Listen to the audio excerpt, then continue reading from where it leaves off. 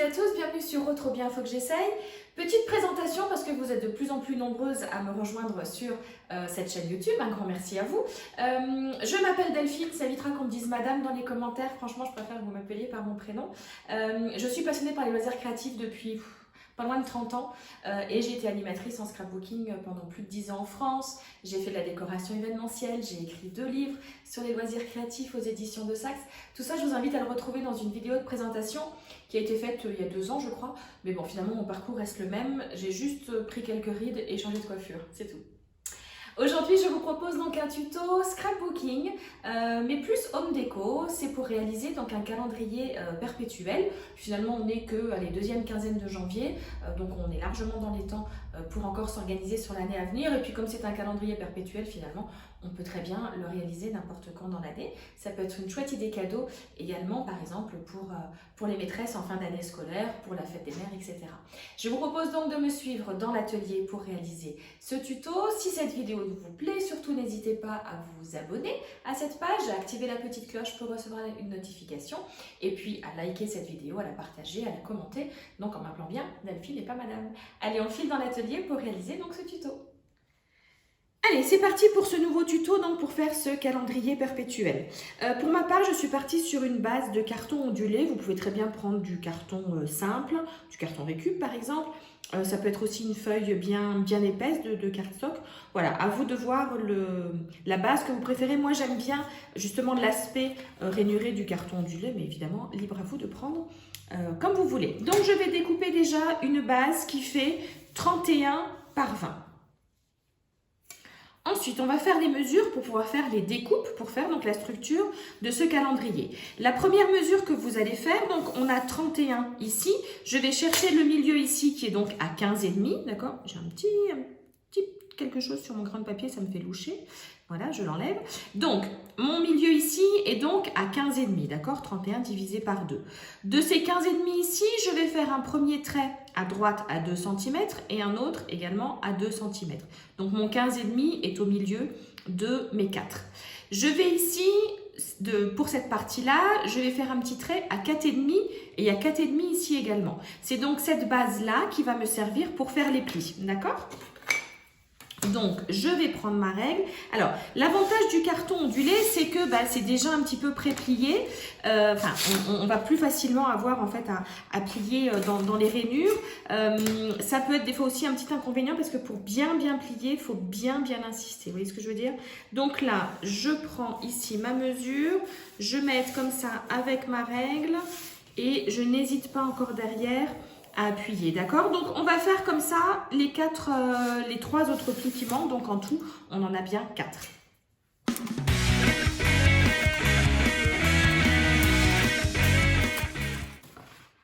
Voilà, je commence donc à voir la base de mon calendrier et en fait ces parties-là après vont venir se rejoindre et on aura quelque chose comme ça. Donc vous voyez, n'hésitez pas encore une fois ici à réinsister sur la rainure parce qu'en fait ça a tendance à se redéplier, on va dire. Bon, une fois qu'on les aura assemblés, tout ira bien. Mais voilà un petit peu donc la première base de mon calendrier. Je vais pour le moment rester à plat parce que je vais maintenant me servir en fait des petites, hop, ils sont ici, des petites éprouvettes ici, puisque ça va être la décoration qui va être sur la tranche de mon calendrier. J'ai donc ici 20 cm, on est d'accord? Donc, ce que je vais faire, c'est que je vais faire un petit trait au milieu. 20 divisé par 2, ça fait 10, on s'en sort pas trop mal, voilà. Et je vais en refaire un ici à 15 et un à 5, d'accord? Comme ça, j'aurai à chaque fois le même espacement pour mettre mes petites éprouvettes, enfin mes petits soliflores, on va dire. Et en fait, ici, je vais me mettre au milieu, d'accord, du trait, on va dire. Et je vais je vais le faire ici, vous le verrez peut-être mieux, c'est plus logique. Et je vais donc tracer le contour. Voilà, hop. Je me penche un petit peu plus. Le deuxième ici, pardon. Voilà, et le troisième, ok? Donc, je fais en sorte que le petit trait que j'ai tracé soit à peu près au milieu de mon cercle. Et je vais ensuite tout simplement utiliser un cutter et un petit ciseau pour découper. Donc, vous faites déjà une croix ici au milieu. Voilà. Et vous allez venir découper tout ça comme ceci avec votre petit ciseau. Ok? Et je vais faire ça donc pour les 3 ronds que je viens de tracer. Voilà, j'ai donc la base de mon calendrier qui est réalisée. Alors ensuite, pour le décorer, libre à vous soit de l'assembler et de décorer quand il est posé comme ça. Je trouve que c'est quand même plus facile de travailler quand c'est à plat pour coller des petites choses. Donc voilà, mais juste pour vous montrer que mes petits soliflores vont bien rentrer à l'intérieur des trous qu'on vient de faire. Ok? Donc maintenant, on va s'occuper des petites étiquettes pour faire les jours et les mois de notre calendrier. Ensuite, pour faire donc les jours et les mois de notre calendrier, vous avez plusieurs possibilités. Moi, l'option que j'ai choisie, c'est d'utiliser ma machine de découpe. Je m'en sers beaucoup, je suis ravie de l'avoir. Je vous invite d'ailleurs à regarder, si vous ne connaissez pas, à regarder la vidéo. Le jour où je l'ai reçue, ça fait déjà plus de 2 ans, je crois. J'étais comme une gamine le jour de Noël. C'était pour le jour de mon anniversaire, ceci dit, donc c'est à peu près pareil. Mais voilà, si vous ne connaissez pas le principe des machines de découpe, je vous invite à cliquer sur le lien que je viens de vous mettre pour regarder comment ça fonctionne. Si vous n'avez pas de machine de découpe, vous pouvez très bien simplement découper des rectangles, des ronds, enfin la forme que vous voulez, soit avec un massicot, soit avec avec une perforatrice ou autre. Donc voilà, donc là je vais juste simplement tourner la machine. Je ne sais pas ce que ça va donner, la façon dont je filme. Donc voilà, donc en fait là, simplement le principe de la machine, c'est que c'est comme un rouleau compresseur. Alors pardon si ça fait un petit peu de bruit. Ça se voit que je m'en sers beaucoup quand on voit l'état de mon tapis de découpe. Il va falloir d'ailleurs, je sais pas si ça va encore tenir longtemps, là ça commence un petit peu à se fendre et puis on voit toutes les formes qui ont été découpées. Donc voilà, donc là ça me fait directement un petit tag. J'en ai découpé comme ça dans du blanc et dans couleur craft parce que ça va rester dans les couleurs de mon calendrier. Et en fait là tout simplement, je vais venir tamponner les numéros pour donc les jours et les mois. Voilà, donc là, moi, j'ai des tampons clear. Donc, simplement, je vais tamponner donc, mes numéros. Je vais vous remettre, alors là, de tête, je ne les ai plus, mais combien de chaque numéro vous devez faire parce qu'il ne vous faut pas qu'un seul 1, parce que vous pouvez avoir le 1er janvier, vous pouvez avoir le 11 novembre, donc ça vous fait plusieurs 1. Donc, je vous remets, là, je ne les ai plus en tête. Je vous avoue que toutes les étiquettes sont déjà faites. Là, je vous remonte simplement comment faire une. Mais je vous fais défiler le nombre de 1, de 2, de 3, etc. qu'il vous faut pour faire tout votre calendrier. Donc, je vous ai rappelé que c'est l'encre qui vient sur le tampon et qu'ensuite, simplement, je vais tamponner sur ma petite étiquette et je vais faire comme ça donc pour tous les numéros. Voilà ce que ça donne une fois que j'ai tamponné tous les numéros donc sur le papier craft et sur le papier blanc. J'ai gardé à chaque fois de l'encre marron pour rester uniforme. On va les mettre de côté. On va s'occuper maintenant donc de la décoration du calendrier et on va voir comment on va positionner ces petits numéros dessus. Alors, pour décorer mon calendrier, finalement, des chutes de papier peuvent suffire. Donc moi, j'ai regardé un petit peu ce que j'avais dans mes papiers et j'ai découpé des petites bandes. Je vous explique. L'idée, c'est qu'en fait, mes petits numéros vont venir tout simplement en fait se glisser ici, d'accord? Alors, je vous avoue que j'aurais pu faire mes numéros un petit peu plus haut. Donc, vous voyez, pour vous, c'est l'avantage de suivre un tuto, c'est que vous n'allez pas répéter les mêmes petites erreurs, on va dire, que ce que j'ai pu faire. Mais l'idée, voilà, c'est de glisser comme ça les numéros ici. Alors, c'est un message subliminal, la date que je vous mets là. Je sais pas, je vais voir si en légende j'explique pourquoi. Donc en tout cas, l'idée c'est donc de pouvoir tout simplement les glisser ici. Donc je vais devoir mettre de la colle en U ici, mais quand même on va dire jusqu'au milieu de mon U parce que sinon quand je vais vouloir mettre après mes petites étiquettes, s'il va trop bas, on va pas voir le numéro. C'est pour ça, ou alors vous pensez bien, comme dit, à mettre le numéro un petit peu plus haut. Mais sinon, bon, j'aime bien quand même le rendu parce que du coup on voit bien toute l'étiquette. Et donc après j'ai simplement sorti mes petites chutes de papier. Alors restez bien jusqu'à la fin de la vidéo parce que je vais vous montrer pourquoi j'ai des chutes de papier comme ça ici. J'ai commencé à pré-découper du papier pour une déco qu'on va réaliser ensemble dans 2 petites minutes. Mais voilà, l'idée après c'est vraiment de sortir tout ce que vous avez qui sera dans les couleurs. Là j'ai aussi sorti du masking tape, j'ai un petit ruban de dentelle comme ça qui se colle. J'ai découpé avec ma perforatrice festonnée comme ça un petit, une fleur festonnée. Je vais mettre les cœurs dans le bon sens et je vais également coller une petite fleur. Donc voilà, je suis comme vous, hein, quand je cherche à décorer, je prends dans un sens, je mets dans l'autre, etc. C'est pas hyper passionnant pour vous dans le tuto. Donc là, je termine de voir comment je positionne tout ça. Je colle et je vous montre le rendu.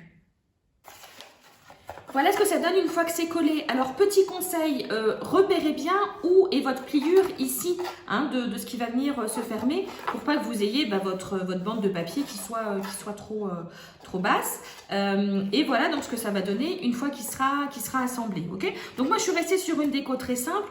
Vous pouvez évidemment faire beaucoup plus compliqué, mais voilà, mes petites étiquettes donc vont juste venir se caler jusqu'à l'endroit où j'ai mis de la colle. Si vous avez le temps et l'envie, vous pouvez par exemple mettre un petit ruban ou une petite ficelle pour décorer le haut de vos étiquettes. Mais voilà, ça va quand même prendre pas mal de temps vu le nombre de petites étiquettes qu'il y a. Mais ça peut par exemple rentrer dans le cadre du challenge créatif. Si vous ne savez pas ce que c'est, alors c'est pas le challenge créatif, le challenge s'appelle exactement mon quart d'heure créatif. C'est un petit challenge, il n'y a rien à gagner, juste le plaisir de faire, de s'accorder un quart d'heure créatif par jour. Donc ça peut être par exemple, une fois que vous avez fini de réaliser votre calendrier, il sera très beau comme ça, mais si vous voulez un petit peu l'améliorer, et vous vous accordez un quart d'heure par-ci par-là pour encore plus décorer les petites étiquettes. On va décorer donc maintenant l'arrière de mon calendrier. Alors a priori, mon calendrier ça sera posé comme ça sur mon bureau. Donc c'est essentiellement un côté qui sera visible, mais il est quand même facile de le tourner. Alors si vous n'avez pas le temps, pas l'envie, vous mettez rien à l'arrière. C'est du carton ondulé, ça reste joli. Ou alors vous pouvez très bien par exemple mettre une photo, mettre une citation inspirante, ou alors coller un petit bloc de post-it. C'est vrai que sur le bureau, c'est toujours pratique. Voilà, sur le même principe, j'ai décoré donc l'arrière de mon calendrier. Et alors là, pour le coup, j'avais dans mon bloc de papier une citation qui allait vraiment bien parce que c'est « Enjoy today like there's no tomorrow ». Vous excuserez mon accent pourri. Voilà, donc mon calendrier est décoré. Je vais continuer ici puisqu'on a fait donc les trous pour pouvoir mettre nos petits vases. Simplement, ce que je vais faire, c'est que pour assembler ici, l'idée, c'est que je vais simplement donc les positionner l'une à côté de l'autre, les petites languettes qu'on avait pliées ici. Et je vais juste mettre une agrafe ici pour relier les deux. Et comme ça, mon support sera bien large. Alors, évidemment, on pourrait imaginer de les superposer. Bon, là, du coup, ça ferait quelque chose à mon goût qui est un petit peu trop étroit. Ou alors, il faudrait utiliser à ce moment-là une feuille plus grande. Donc moi j'étais partie sur 31. Donc si vous voulez pouvoir les assembler et avoir quelque chose qui ressemble plus un petit peu à un chevalet, il vous faudra simplement prévoir un pli un petit peu plus grand. Mais voilà, ça après c'est à vous de voir aussi en fonction de la taille du carton que vous avez à disposition. Mais pour avoir testé le principe avant, ça fonctionne très bien de faire comme ça et pour le coup on gâche un petit peu moins de cartonnettes. J'ai donc tout simplement mis une agrafe, je vous l'accorde que c'est pas très joli, donc je vais simplement prendre mon masking tape, le même que j'ai utilisé pour mettre sur les petites décos. Alors désolé, vous ne devez pas voir grand chose, mais il faut que ce soit face à moi. Et en fait, au niveau de la jonction, je vais simplement coller mon masking tape et en plus ça fera joli. Alors ensuite, pour continuer le reste de la déco, ici vous pouvez tout simplement venir y glisser des stylos, évidemment, sans aucun problème. Moi, l'idée, c'était donc de mettre des petits soliflores et de décorer avec des petites roses faites en papier. Donc là, c'est avec des feuilles de livre. Vous pouvez le faire aussi avec du papier sans aucun problème. Alors, avant de m'attirer les foudres, j'ai un vieux livre qui ne m'a pas du tout plu, dont je voulais me séparer. Bref, un livre que j'ai gardé pour utiliser pour mes DIY. Je m'en sers encore assez souvent et du coup, ça vous fait des petits embellissements sympas et pas chers. Donc, je vais vous montrer maintenant comment réaliser cette fleur en papier. Alors, pour faire ces fleurs en papier, vous allez devoir vous découper 4 carrés. Alors, les dimensions que vous voulez, plus ou moins grosses, les carrés plus ou moins gros, si vous voulez une fleur plus ou moins grosse. Donc là, moi ici, c'est du 9 par 9. Et donc, 9 par 9, ça vous donne, celle que je vous ai montrée tout à l'heure, ça vous donne cette taille-là. Je trouve que c'est une taille assez sympa. Donc, je vous montre pour le premier. En fait, c'est tout un système de pliage. Je vais plier une première fois en triangle ici. Je replie en triangle. Et je plie encore une fois en triangle, d'accord? Je vous invite à cliquer, j'avais réalisé un tuto avec ces fleurs pour faire une autre création. C'était sur le thème du printemps, finalement il n'est pas si loin que ça le printemps. Je vous mets le lien là-haut si vous voulez pouvoir regarder ce tuto. Je prends donc ensuite le triangle et je vais venir le poser comme ça. Il faut que vous le posiez de manière à ce que vous puissiez l'ouvrir comme un livre. Vous voyez, de droite à gauche, avec la pointe en bas. Avec votre crayon de papier, vous allez venir faire comme ça un arrondi. C'est ce qui va en fait former la forme, c'est ce qui va vraiment faire la forme de votre pétale, d'accord? Et vous découpez. Voilà ce qu'on obtient donc une fois qu'on a découpé. Je vais l'ouvrir, ça nous fait même un joli cœur. Je vais l'ouvrir et en fait, je vois donc la forme de ma fleur ici. Alors pour être sûr d'avoir toujours la même forme pour chaque pétale, je vous conseille en fait de garder le premier. Donc je vais continuer à plier les autres et en fait de vous en servir comme gabarit. D'accord? Donc je vais replier celui-ci, encore celui-ci. Donc une étape qu'on va répéter 4 fois puisqu'on a découpé 4 carré tout à l'heure. Ok. Hop. Voilà, je le repose pour pouvoir l'ouvrir et en fait je pose ici et je vais donc avec mon crayon refaire la forme, comme ça je vais avoir la même chose. Ok. Vous renouvelez comme ça l'opération 4 fois. Voilà, je me retrouve donc avec mes 4 fleurs pré-découpées, on va dire, enfin découpées. Ce que je vais faire maintenant, c'est que sur la première fleur, je vais couper un pétale. Je ne sais jamais si on dit un ou une pétale, j'aurais dû vérifier avant. Sur la deuxième fleur, je vais en couper 2. Ok, donc on se sert des plis en fait qu'on a fait. Je vais en couper 2, je les garde, je les mets de côté. Sur la troisième, je vais en couper 3, vous avez bien suivi. Et sur la quatrième, je vais en couper 4. Donc 4 en fait, ça vous fait couper la moitié de la fleur. Si vous voulez, comme moi, ici, mettre de la couleur, je vous conseille de le faire maintenant. Ça sera beaucoup plus facile puisque vos fleurs sont, on va dire, à plat. Donc, on va simplement prendre de l'encre et on va donc les ombrer. Alors, tout simplement pour ombrer, vous pouvez prendre directement votre encreur et venir en mettre comme ça sur les feuilles. Vous pouvez aussi le faire avec une petite mousse, mais là, franchement, ça va très bien. Donc, vous le faites comme ça sur tous vos pétales. Vous pouvez faire un petit peu des deux côtés si vous voulez. Donc, la première, je l'avais faite en rose. Celle-ci, je suis restée sur une couleur vintage qui ira très bien donc avec l'ensemble de ma création. Tout à l'heure, quand on a découpé des pétales, il m'en restait, on en avait un du premier, 2 et 3. Il n'y a que celui où j'ai coupé les 4 dont je ne vais pas me servir. Mais du coup, les 1, 2, 3, je vais aussi les ombrer parce que je vais m'en servir pour la suite de la création de ma fleur.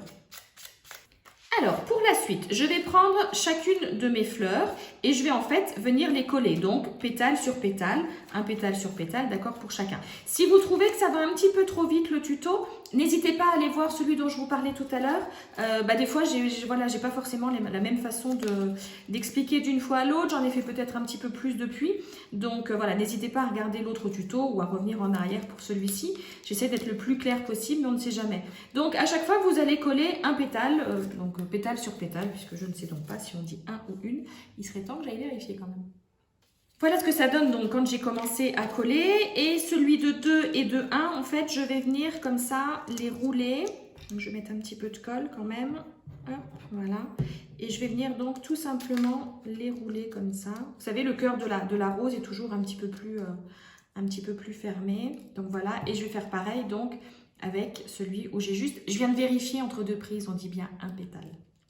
Je vais maintenant simplement couper la petite pointe ici. Alors ça, c'est uniquement si vous voulez l'insérer sur un pic. Si vous voulez faire une grosse fleur pour la coller sur quelque chose, vous n'avez pas besoin de découper, d'accord? Mais là, moi, je vais vouloir l'intégrer sur un pic. Donc, je coupe vraiment juste la toute petite pointe, ok? Je vais maintenant prendre un bâtonnet, là c'est un petit bâtonnet style pic à brochette, pour donner la forme aux fleurs. Alors, à chaque pétale. Donc là, je vais prendre mon pétale ici et je vais en fait le faire rouler comme ceci sur mon pic à brochette. Ça peut être un crochet, ça peut être une aiguille à tricoter, à vous de voir ce que vous avez, un cure-dent. Cure-dent, ça risque peut-être d'être un petit peu fin. Mais voilà, et vous voyez, du coup, ça commence à donner la forme à ma fleur. Donc, je vais faire comme ça pour toutes les fleurs que j'ai pu préparer à l'avance. Voilà, j'ai donc préparé toutes mes fleurs. Et alors, simplement, maintenant, ce que je vais faire, le même pic à brochette, mais en fait, va me servir de tige de ma rose. Donc, la première fleur, je vais la positionner et pour le coup, je vais mettre une petite pointe de colle chaude. Alors, je vais la mettre avant, ce sera plus facile. Hop. Et voilà, donc là, ça va venir donc tenir ma fleur et je vais en fait tout simplement après assembler l'une sur l'autre mes différentes fleurs. Alors, Juste attendre que ça sèche bien en bas.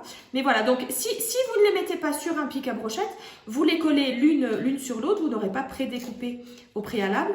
Mais sinon, voilà, vous avez simplement à les insérer comme ça, ici. Hop, la dernière. Je vais attendre que ce soit bien sec et puis je la positionne bien comme il faut. Voilà, nos 2 fleurs sont finies. On va donc pouvoir maintenant terminer de décorer notre petit calendrier, je vais dire calendrier de l'Avent, notre calendrier perpétuel. Voilà, je viens donc d'insérer mes petites roses dans la petite pipette. J'ai rajouté des fleurs, des feuilles artificielles, pardon, tout simplement. Et alors au milieu, 2 possibilités. Soit effectivement, je trouve que 3 roses, ça ferait un petit peu beaucoup. Ou alors il me faudrait une qui soit un petit peu plus basse. Voilà, à vous de voir. Alors soit je peux effectivement mettre un stylo, comme je disais tout à l'heure. Soit on peut remettre simplement une autre petite plante artificielle. Et je crois que j'ai bien envie de rester comme ça. Vous allez certainement me dire, ok, qu'est-ce qu'on fait des autres petites étiquettes dont on ne se sert pas le jour J? Et bien tout simplement, moi j'ai ressorti une petite boîte que j'avais dans mon stock de petites récup, et je vais simplement mettre en fait une languette entre les deux pour séparer les jours et les mois, et comme ça je pourrai prendre les étiquettes au fur et à mesure. On peut très bien imaginer de faire une petite pochette, on va dire, à l'arrière, donc en mettant de la surépaisseur pour les stocker à l'arrière. On peut très bien imaginer de les mettre simplement posés ici, posés dans votre tiroir. Voilà, à vous de voir, mais franchement, la meilleure option, c'est encore d'avoir une petite boîte comme ça à côté. Je vais la décorer un petit peu avec du masking tape, quelque chose qui soit assorti. Mais voilà, je vous montre tout de suite le résultat global de cette création, un petit peu plus joli que posé comme ça sur mon tapis de découpe.